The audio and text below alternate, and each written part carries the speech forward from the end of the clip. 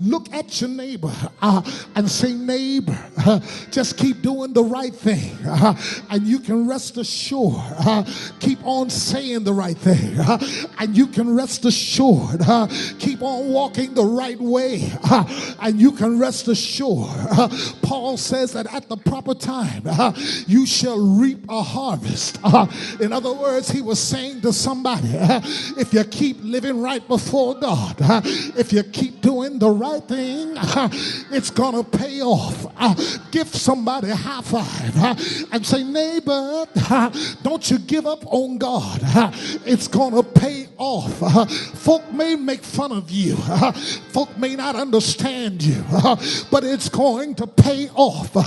Folk may leave you all by yourself, and they may disappoint you, they may lie on you, and even stab you in the back, but it's gonna pay off.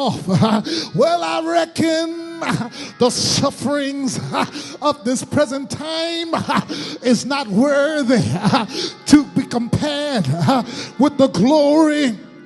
I said the glory.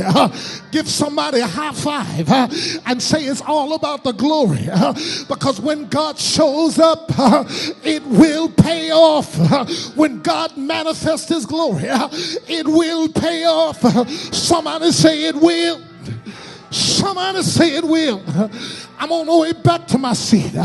And the apostle contends that he now has the body, or he has marks in his body to bear witness to the fact that even though he went through hell, it paid off.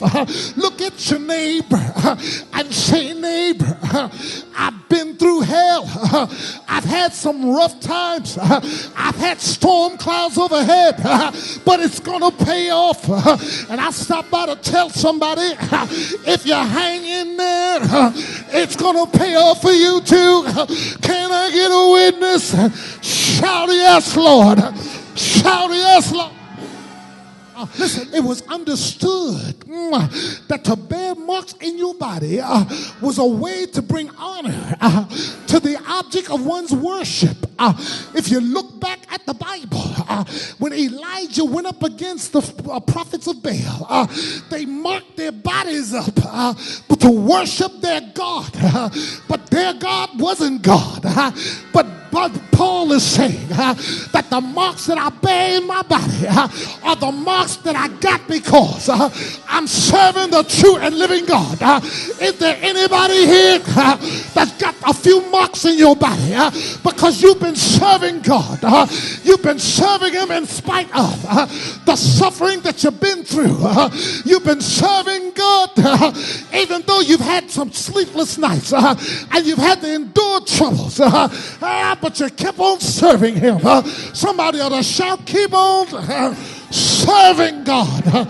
I'm on my way back to my seat. Can I preach like I feel it? Somebody say, preach, preacher. Say, preach, preacher. Well, the Bible says that Paul now, he makes reference to these marks. Now, don't miss this, because this is going to bring it home for me. Paul says, I've got these marks in my body. And the transliterated meaning of the mark used in that text is transliterated the word stigmata. And the word stigmata represents a sign of ownership, such as the mark that's put on a slave. Look at your neighbor and say, neighbor, I've been marked for life because I belong to God. Shout yes, Lord. Shout yes, Lord.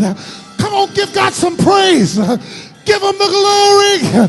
I belong to God. If anyone should ever write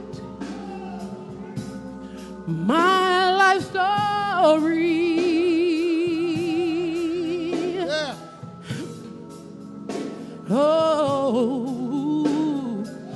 for whatever reason, there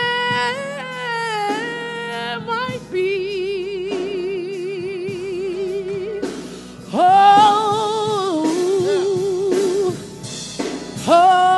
with each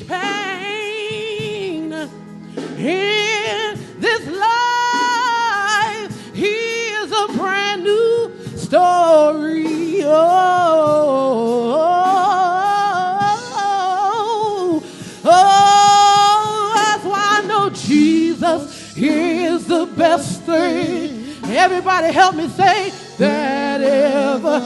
How many of you know Jesus is? Jesus is Oh, that ever happened. Jesus is. Jesus is the best That ever happened.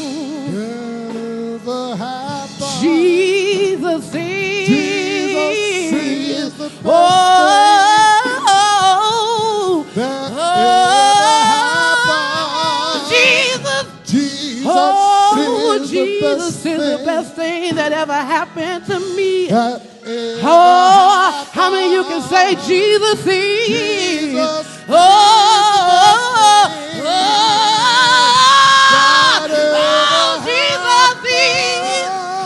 Jesus is the best thing that ever happened.